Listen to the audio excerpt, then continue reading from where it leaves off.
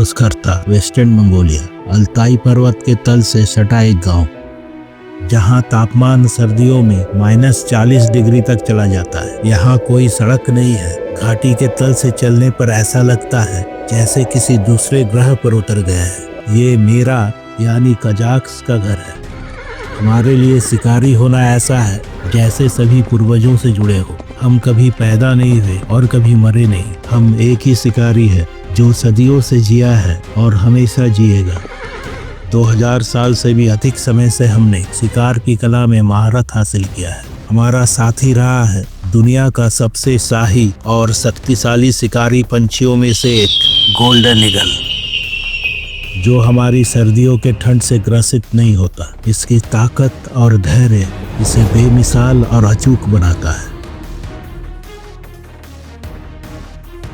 Altai की खड़ी चोटियों पर बाज अपना घोंसला बनाता है। यहाँ तक पहुँचने के लिए रस्सियों से चढ़ाई करनी पड़ती है। घोंसले से सीधे निकले हुए बच्चे जल्दी प्रशिक्षित होते हैं। बसंत में जब अंडे फूटते हैं, हम ईगल के मादा बच्चों को चुराते हैं। दर में भेड़िया जैसे बड़े शिकार को पकड़ने की क्षमता और मार डालने वाली क्रूरता नहीं होती।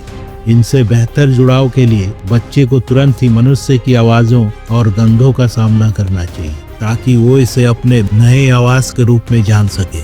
यहाँ भरोसा मायने रखता है। जो इसे प्यार करके, इससे बातें करके विचलित होने पर जो ये होगा, इसे शांत करके हासिल किया जाता है। साल भर के हो जाने पर ये शारीरिक रूप से इतना विकसित होगा कि शिकार कर सके। तब हम घोड़े से उच्च शिखर पर चढ़कर नीचे तल में शिकार पर इससे गोते लगवाएंगे। इसके लिए लुभावनी चीजों का इस्तेमाल किया जाएगा, आमतौर पर मांस का टुकड़ा जो एक रस्सी से बना होगा। हर बार जब ये गोते लगाकर चारा पकड़ेगा, इसे एक और टुकड़ा इनाम में मिलेगा। जैसे जैसे ईगल का आत्मविश्वास बढ़ेगा, हम धीरे धीरे ईगल और चारे के बीच की दूरी बढ़ाते जाएंगे। कई महीने बीतने के बाद ईगल को इसी तरह घाटी के नीचे से भागते हुए लोमड़ी पर छोड़ा जाएगा। मादा ईगल अपना पहला शिकार करेगी, फिर दूसरा, तीसरा, चौथा। वो जान जाएगी पेट भरने के लिए ऊंचा उड़ना होगा, गोते लगाना होगा। अंतिम निर्णय तो पंजे की पकड़ और जिद ही करेगा।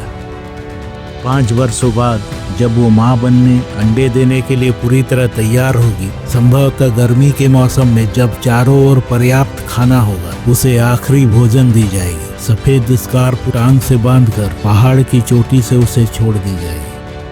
वो आजाद होकर प्रजनन करेगी, अपने घोंसले में अंडे देगी। फिर से कोई इसके मादा बच्चे को चुराएगा और ये चक्र चलता जाएगा।